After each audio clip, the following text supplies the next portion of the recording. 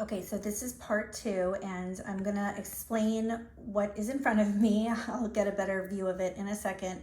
And then I think you'll also understand why I put those extra words in the data binder on that sheet. So when I was going through his current sight words and the baggies and everything that you guys had, I noticed that there were a lot of words in the maintenance pile that have actually been closed out. And then there were a couple of words that were in acquisition that weren't in the acquisition pile. And again, because there are so many people kind of coming in and out and different people in the mornings and afternoons, and you guys are always, shifting, it feels complicated to me for any of you guys with the old way we were doing things to really kind of move through and organize things in a way that made sense. So what I thought we could do is this. I have these now. So with all the words in both Hierasmus and on this sheet, I'm gonna know what words are in acquisition, so I'll be able to make sure that every word that's in pink is now in here. So I'm gonna put all your ABA acquisition words in right in here. And then as Max starts to master words and they're gonna move out in Hierasmus, we can put them in from here, they can go into the ABA maintenance. And as words move from maintenance and they become closed and you're no longer working on them, we can move from there into here. And it's important to move the words from maintenance into closed. Even though you guys aren't going to be working on them anymore, that's going to be my kind of my go-to for when I'm trying to work things into his activities of daily living. So I might even make a few activities with those words, just if there's ever any free time or on a maintenance day or something, just to make sure that he's actively using them in a functional way. So if we keep this data sheet updated, so if Brianna's constantly, or not even, whoever wants to do it, even if it's me, but if we're all constantly circling the words through, so making sure that the ones that are currently in acquisition are in pink and the ones currently in maintenance are in red. And then I did create like a sheet for like things that are closed and completely mastered, and making sure that those go onto that sheet. If we cycle that through, then you guys don't have to be going through 100 different cards. I just think it's gonna minimize the materials that you have to go through, and then it's gonna keep me super organized so that when I'm making new cue cards and new materials, I have everything good to go and ready for you, like right when you walk in the door. And then two, you guys don't have to worry about making, lots of cue cards and pictures and all those things, because if it's right there for me on my planning day, which is lately been every day, but on my days, I'll make sure I do the work and I have everything like good to go. So you can just walk in, pull the reading bin, pull your card decks, and quick run through your drill. And I think if we do it this way, this is why I think it's going to be really easy to run through the data every day. And then a lot of times too, like it'll be a quick 2 or 3 minute discrete trial data drill, collect the data, done, and then you don't have to worry. There probably won't be a lesson or anything major to go with it for a lot of these things. So hopefully that is helpful. All right. So after, the words that are in Hierasmus, there's Miss Lockman's sight words, and Bree and I talked about a way to do maintenance for those words as well. I really stressed myself out and spent, like an insane amount of hours, like really ridiculous, trying to figure out how to make that work the way the Hierasmus maintenance works, and it's just not sustainable. So what we're going to do with these words is just make sure all of these words are also updated. That's why there's mastery criteria. So if it's a homeschool thing and not a Hierasmus thing, once Max meets the mastery criteria, we're going to move the words onto a mastered chart. It's actually right in the data folder. I already started the mastery lists. We're going to move those words from here to there, and then it's my cue to be looking at the mastery list and working those words into activities of daily living, and possibly creating a few activities for him to practice that every now and then as well. But so right over here, same thing. Just like I had for ABA, I have Lockman's acquisition words and Lockman's closed words. And then for Lockman's words, there's also I like to put those into sentences, and I'll probably also do your ABA words once they're closed into sentences. And so there's a card holder for that too. Okey doke. All right, let's see, moving along. Let's see what else. Okay. So again, it's in blue, and I wrote Brianna, but I feel bad. You know, I don't want all of this to fall on Brianna, and so if anyone else knows as well where those materials are, just let me know, or if we need materials made for that, let me know. That does seem like the kind of thing, because I think non-identical matching is picture to sentence or picture to word. That does seem like the kind of thing that would be difficult for me to find pictures of. I don't know how to use Boardmaker. Brianna tried to show me one. She was awesome, but it was like, again, it was mind-boggling to me. You guys are so smart with how you do that stuff. But for me to try and find pictures of caution or hazard, like, and then, you know, figure out how to make that the right size and get it all prepared and printed, and that would be crazy. But if you could if you don't already have those materials, if you could make the pictures, I have no problem laminating, cutting. I mean, I really am trying to take a lot of that stuff off your shoulders. And I don't mind doing it. I really need, it's the picture making that I really need the most help with. Okay, so let's see what else. And then, that was specific to reading. And then again, here's reading behavior data sheets. Then we go to the next one. Okay, so for writing, a lot of this, I don't know, again, if you can really see in the video that great, but a lot of this is in purple because these are the things that Helene added. And for this stuff, there isn't a lot of activities.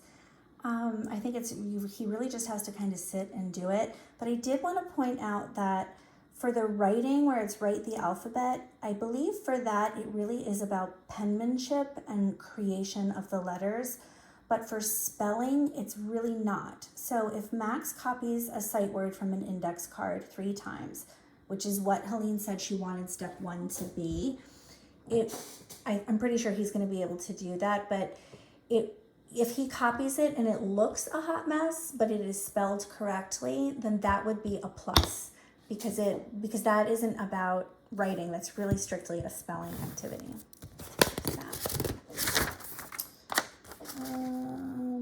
The rest of that, just looking, yeah, and then the rest of that is fine. Actually, there was a question I did have, and I didn't write it in blue, but, oh, and sorry, yeah, this is definitely something I wanted to point out. So for the typing, and again, because you guys are taking data every day, I mean, and please correct me if I'm wrong, and I really could be. I believe the drill would simply be, Max type A, and then you see what he does, and if he gets it wrong, it's a negative. Type B, type C, type D, same thing.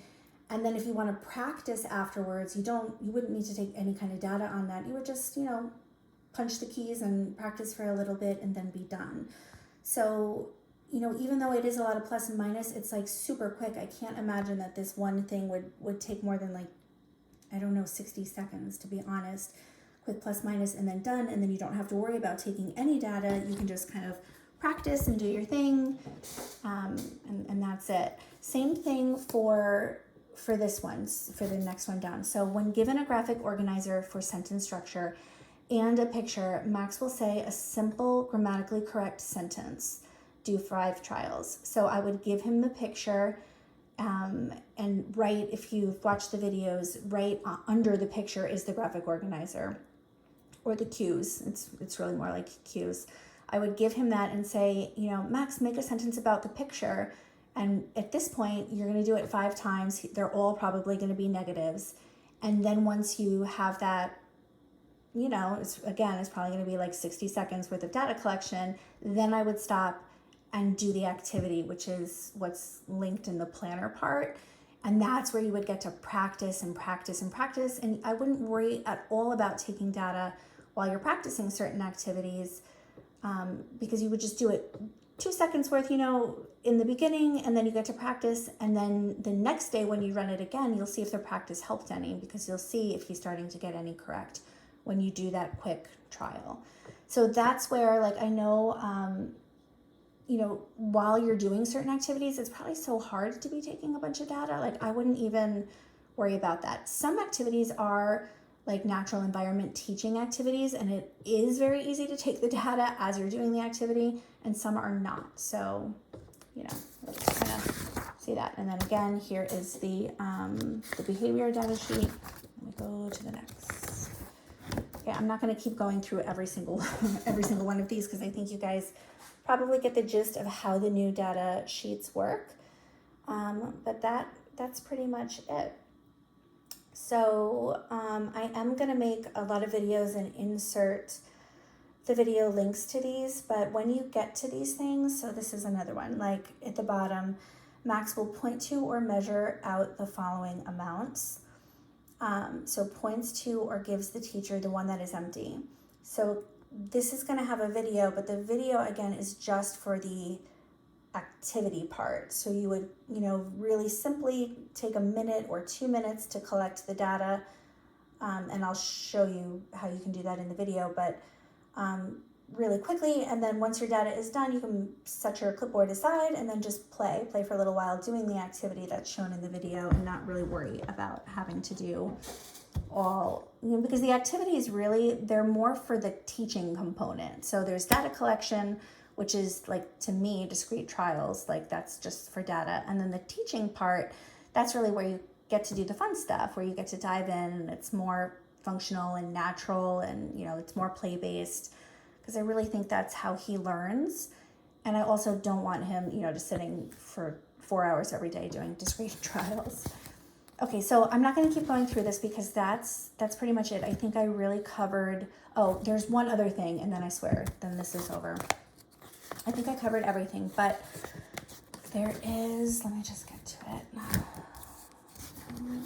Okay, so here it is. There are some activity, or targets, I should say. There are some targets that are in HighRasmus, but they're very low on targets. So for example, auditory memory short stories is in HighRasmus. There's only 2 stories. And that's fine. It's not that you need to be doing a ton of stories every day for that target.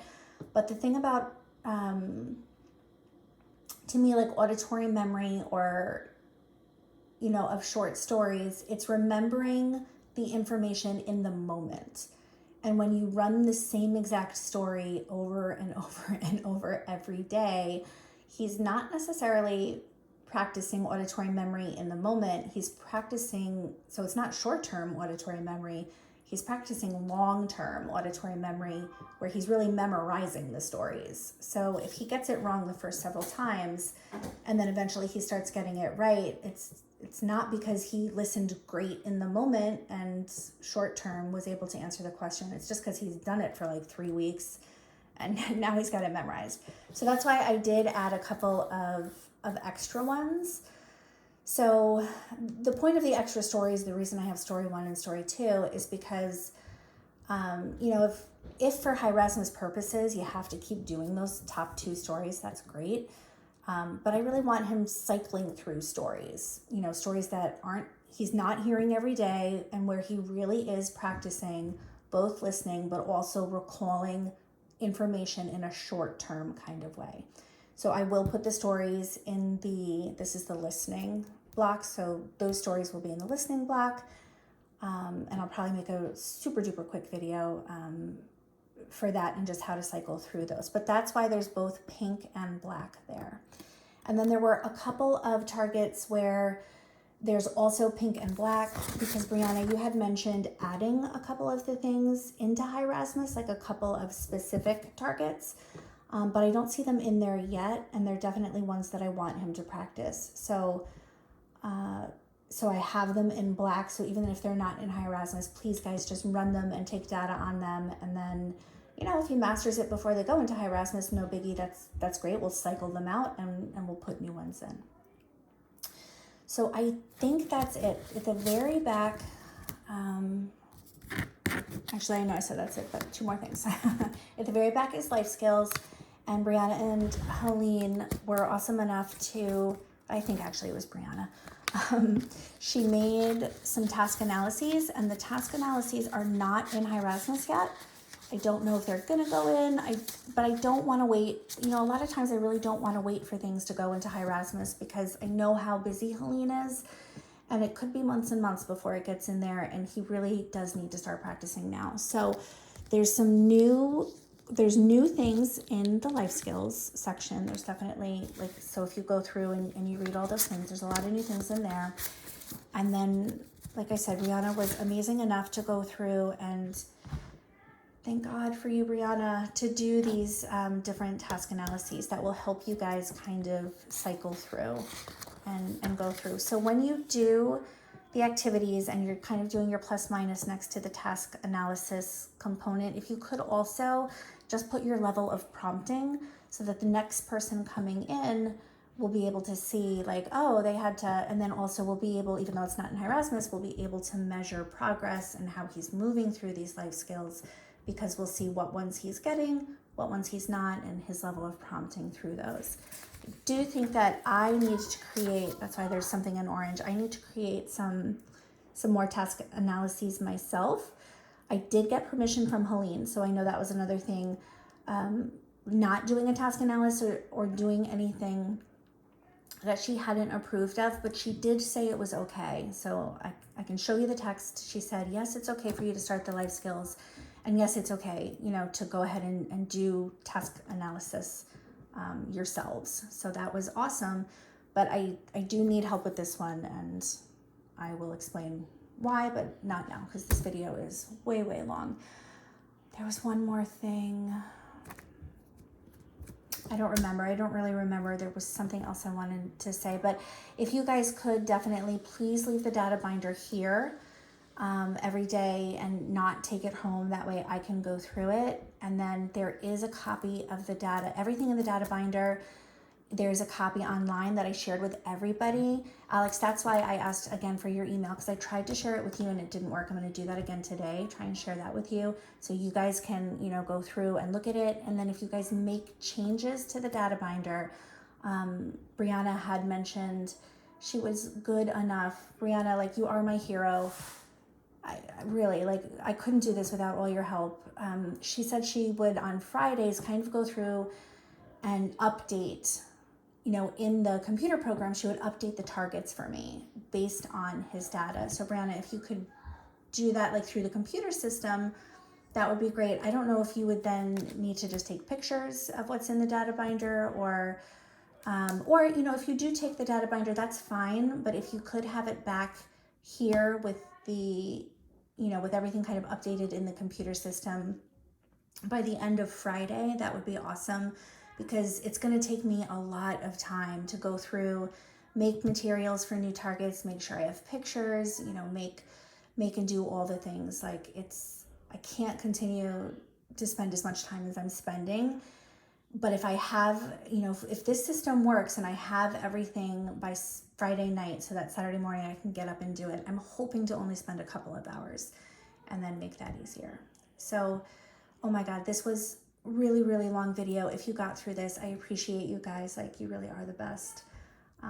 Thank you. Oh, and let me know, listen, if this bombs and this system sucks and it's too hard and collecting the data is not working, I need you to be super duper open and honest, because I feel like sometimes I'm spinning my wheels. Like, I'm spending hours doing things just to have to redo them. And so your feedback is, like, essential, because it's going to help me get it right. So that's it, guys. Thanks so much.